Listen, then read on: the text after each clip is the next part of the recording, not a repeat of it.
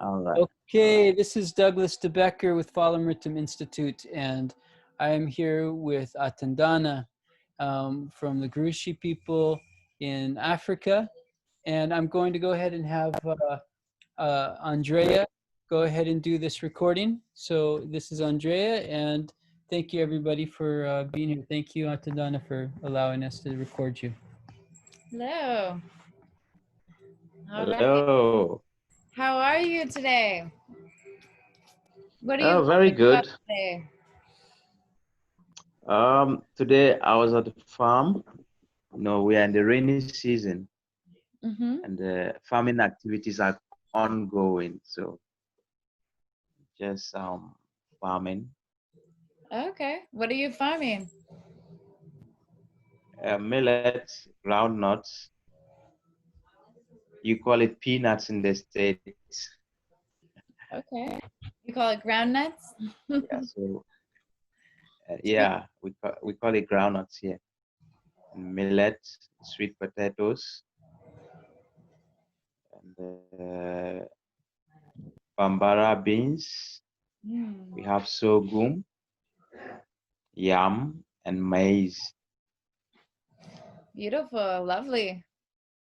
Very good. Does that feed your whole village or your community?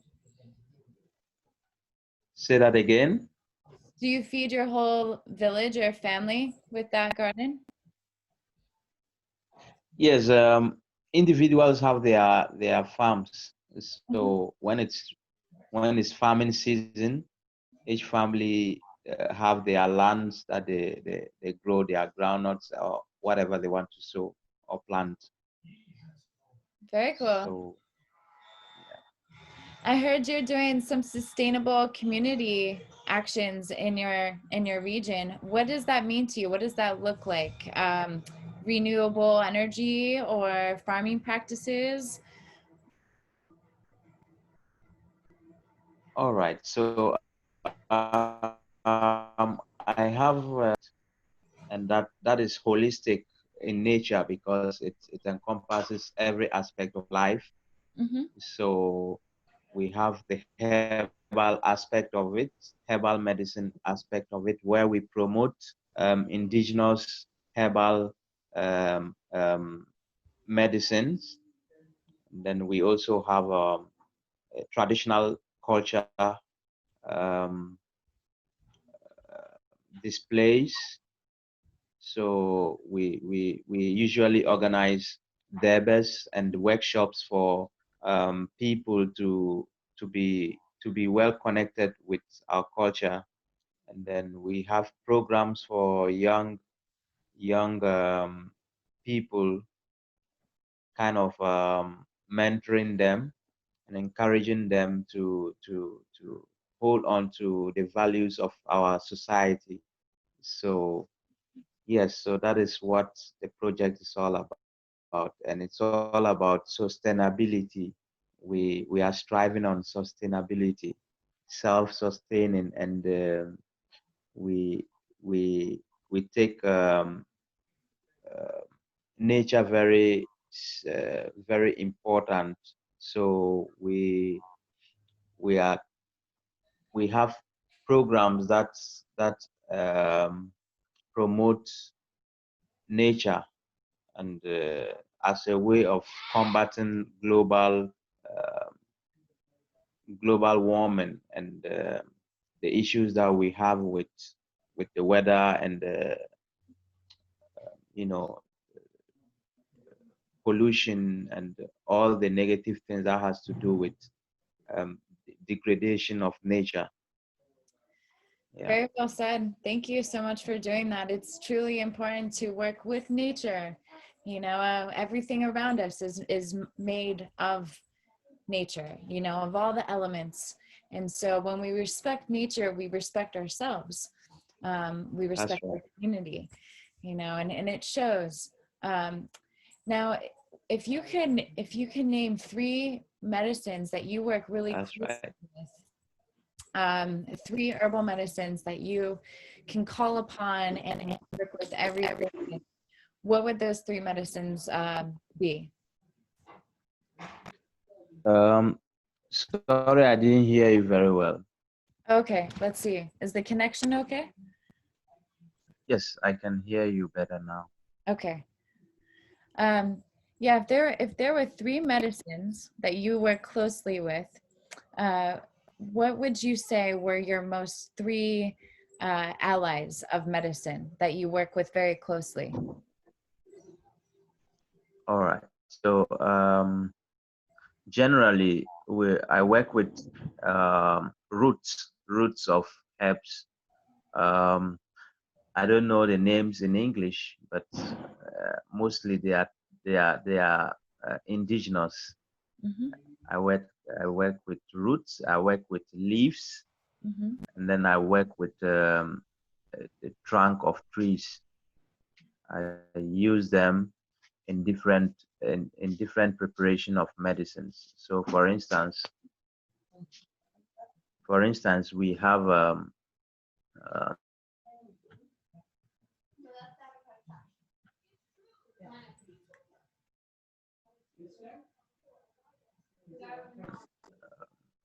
black. We burn it, and then it becomes charcoal, and we use it for treatment of some skin problem.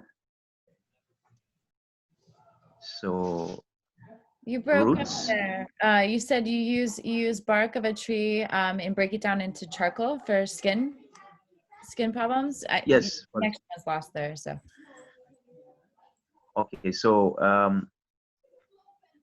there are some particular trees that are very good for skin infections. okay. So we first of all we dig the roots of that tree, and then we dry it, and it becomes very dry. Then we wash it and dry it again. Then we burn it using our clay pots, and then we add our local salt to it. And then we crush it into powder, and then it can be used for people who have skin issues. You know, we just add some shea butter into it, and then we rub it around the affected areas, So it acts as an astringent. It's and then yeah, and that's it. Yeah. oh, is the connection still there? Is it good? Yes, I can hear you. Okay. Yeah, thank you for sharing that. That's a beautiful process, and that's definitely connecting into the earth. You know, looking around you, um, feeling the nature around you to heal, and the roots of all um, herbs, they go deep into the earth, and so it extracts these minerals, I would imagine, like magnesium and things that Okay. are good for the skins. uh, so that's great that you do that, and that's just one of the things that you do. um, you also mentioned you use leaves, so that's using roots of a tree. And what type of leaves do you use, from which plants, if you could just name one plant where you use leaves? Okay, so there's this plant. It is called How, sea, but I don't know the English names because this herbal plants are very tropical. They are in mostly found in very hot um, climates, okay. in very hot areas. So the names in English I can't tell, but it's called sea, and it is used for if people have um, in the olden days, people used to go for war, so it's used to as um, it is used to bath, and then when you use it to bath, when somebody shoots an arrow, it's able to help with poison. So um, when you use it and there's an arrow poison that scratches you, it takes care of that poison. it's able to heal you from the poison.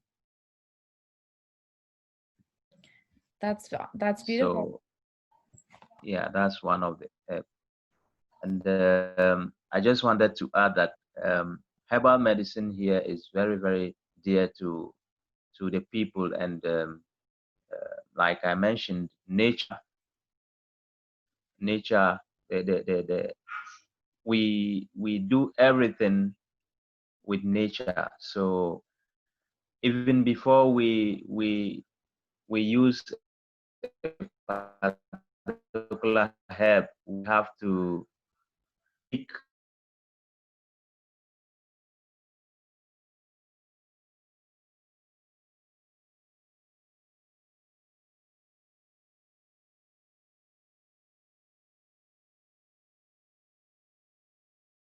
tree, extract whatever parts we want to use. So that is just by the way.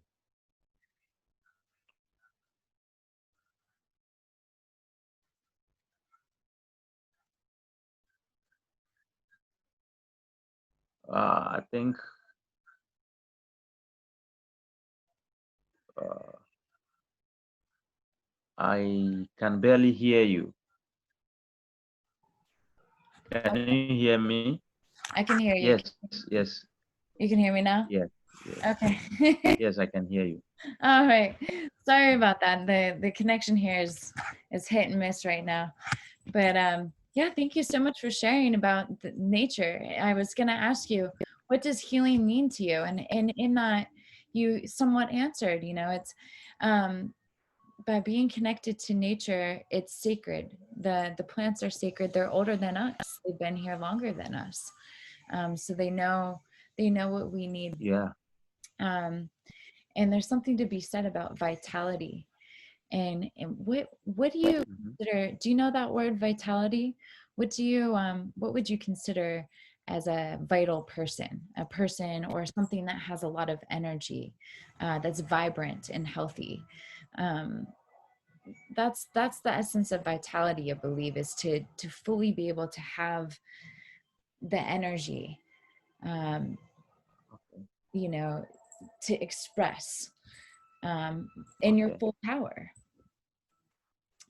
And Yeah. All right. So, okay. Go ahead.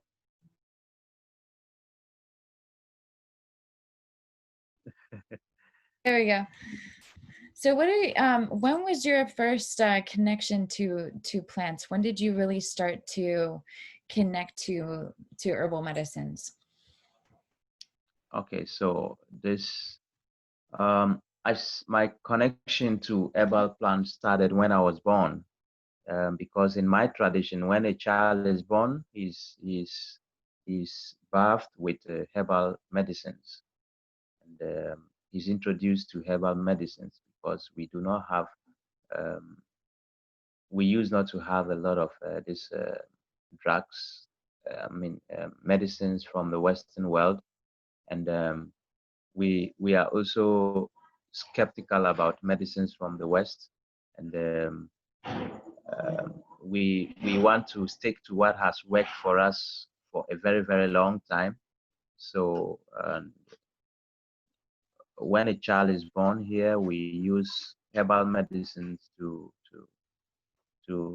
as ways of um, um, fortifying the child, or just strengthening the child and making the child part of nature and part of the society. So that is that. When I was born, I was introduced to herbal medicine. Yeah.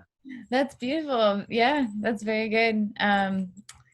So if you were to teach a course, if you were given the opportunity to have students, what would your focus be on? Mhm. Do you want to show people how to use symbols and protect their homes and their families, along with the herbal medicine?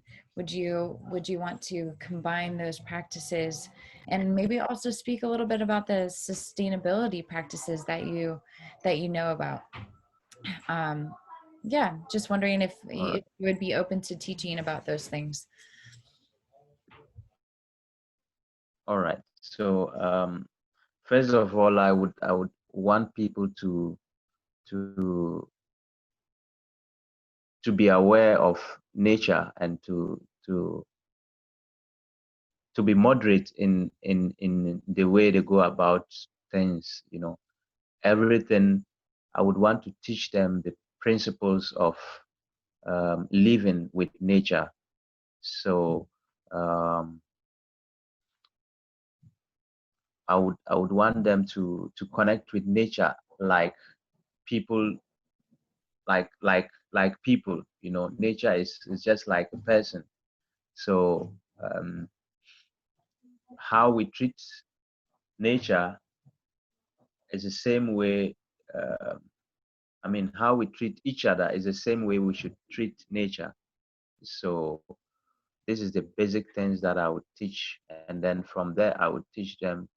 I would teach about how to connect with uh, certain plants and the, the earth, and then the elements like the air and water, and you know, fire. Just how to connect with the elements, and then from that we can proceed to making concoctions, um, harvesting herbal plants, and then uh, going through the healing of people who need healing. Yeah. So it goes beyond just the physical healing. It's a holistic kind of thing that has to be total, because when somebody's when somebody has a physical ailment, it goes a long way to say that the person has um, there's some kind of connection to that person's spirituality, which needs to be healed. So these are things that I would talk about in terms of sustainability.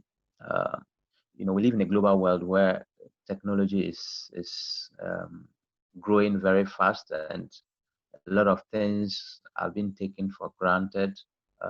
For instance, trees are being felled now every now and then. Forests are being um, uh, depleted. You know, there's pollution and everything uh, everything like that. So we one of our projects on sustainability is planting of trees. We plant trees, and then we do a cleanup exercise, and then we have workshops, and we have workshops on our to create the awareness of how in the near future, if we don't protect our environment, trees and the water bodies, um, what is likely to happen to the next generations and generations to come after us. So these are some of the sustainable projects and things that we do. Um, yeah. Thank you so much for sharing all of that. I like the way that you started with nature. You know, if you start from nature and then you teach people from that place of really understanding, and then the elements. Um, yeah, that's beautiful. That's great that you plant trees and show people um, how to give back. You know, that we are given so much. So how do we give back? And I really Mhm. have a lot of respect for what you're doing. Thank you so much, and thank you for wanting to teach. and to share your knowledge with others. You know, that's a gift. Thank you. Thank Yeah. you. That's fine. Yeah. It's Um, always good, it's always good to be connected to people who have humanity and nature at heart. You know, we are one. You know, everything is oneness. So we are just a fraction of the same thing, uh, and we are the same thing at the same time. So we are just a reflection of each other. So mhm. if Beautiful. this awareness is created, then people would respect and have some some kind of appreciation for each other and for nature and everything. Mhm. Yeah, I truly believe that the more that people receive education or knowledge about what's around them, the more they will respect what. I was listening to some Tibetan Buddhist monks last year, and they spoke about climate change. And I asked them what they felt would really change things. And they said that we need to change the pollution on the inside before we can change the pollution on the outside. So it's really understanding about who we That's are, right. and really changing this inner ecology. Because, like you said, disease maybe goes hand in hand with spirituality, you know, and the disease of the soul. So, how do we bring ease? Yeah. How do we bring education and awareness to people? And it's finding people like you that are willing to teach their knowledge that they have, and bringing in this herbal medicine and spirituality. Oh, let's see. Okay. Practices of protection are also really important. There's a lot of energetic things that happen, and it's good to know symbols and placements of how to protect yourself doing medicine work. So, and I believe you spoke about doing some mudras and having symbols um, embedded in clothing and stuff around the home. And do you recommend people having that as they're learning these practices? Seda, could you repeat the last part? Oh, sure. Do you recommend people having those forms of symbols and mudras, an understanding of that while they're doing this type of medicine work? Sorry, the connection is not very clear. I could barely hear that. All right. Is it, can you hear me now? Yes, yes, it's clear. Okay. All right. Let's see. Um, oh, hello? Yes, Okay. Sorry. It's I'm a here. I can hear you. okay. Yeah, there we go. Keeps freezing up here. Um, so yeah, what I was saying is, would you recommend having people learn about the symbols and the forms of protection while they're engaged in this type of learning? You know, embedded in their clothing or in their homes, or is that something also that people should learn while they're learning this medicine? That's right. That's right. People should learn about symbolisms and things that are connected to herbal healing, and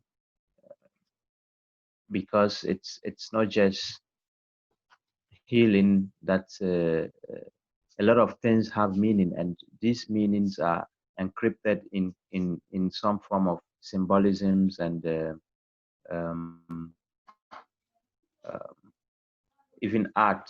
So these things should be learned first before appreciating the real healing. You know, they are all part of the teaching process. We It should be taught, because even in our traditional homes we have our symbols, and the all depict meanings that some of them are connected to healing and herbal medicine.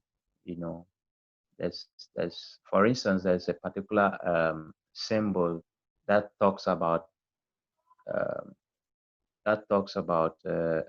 totems. You know, totem, an animal that cannot be killed because it has a connection with the people. So um, it's a crocodile, and it is usually in the entrance of homes. So, and it reveals some healing to the first people who came across it. So it has become a totem for the people because it doesn't uh, and anybody, it's forbidden to kill it. So it has become a tourist attraction area for tourists, and in that community a lot of tourists come there. It's just a water body that has a lot of crocodiles, and they are harmless. Usually crocodiles are very hostile, and they are very dangerous animals, but these ones are very calm. You can actually sit on them and take pictures, hold their tail, you know, and they all have names, so they can be called out of the water, and you can touch. All these are forms of healing, you know. Some of them are as old as 100, 150, 200 years. So these are some of the symbolisms that are connected to healing. Very cool. Thank you. The totem. Yeah, welcome. Oh, it was a pleasure to meet you. I don't know. So I just wanted to make sure that we covered some things here. Yeah, we understand what your connections are with the plants. You first developed them when you were born into this world. You know, you connected to your nature through Yeah. plant medicines when you were born. And then Yeah. you work with roots from trees, and you do Mhm. processes to to utilize the root and mix it with shea butter and for skin ailments. Yes. And you use the leaves of other plants for a lot of other Hmm. medicinal purposes. Let's see, if someone's wounded in battle, they'll use Hmm. the leaves of what plant did you say it was? Se, was it se? The Sia. plant sia. Okay, Mm-hmm. and let's see here. If you were able to go through a program for people, the first place that you would start is learning about nature and the connection to nature and the elements, and then let's yeah, making bringing awareness to people um, through nature and medicine, and Yeah. the sustainability and how to plant trees and make your community and your family sustainable. Um, yeah, let's see. How long have you? I mean, you've been doing this since you were a child, right? Working with plants, or and That's right. That's yeah. right. Well, thank you so much for sharing this information. It was so nice to speak with you. Um, I feel like we've covered a good amount, and this is my first interview ever. So, thank you for thank you for being with me here in this process, and I look forward to connecting with you more. Um, and we'll, yeah, I don't know what the next steps are from this point, but I'm sure that we're gonna have other meetings and speeches, and looking forward to having you on board teaching people and Sure. helping. So Thank you Yeah, so much. I'm also happy to share something that would benefit a lot of people out there, and to help in this process of healing the world. The world needs healing. People need healing. So I'm always um, happy to be part of this cause of sharing, and then offering what I can to humanity and to the world. Thank you too. I really appreciate your questions and the conversation. Thank you very much. Thank you. And look forward to hearing from you again. Blessings. Yeah, namaskar. Namaskar.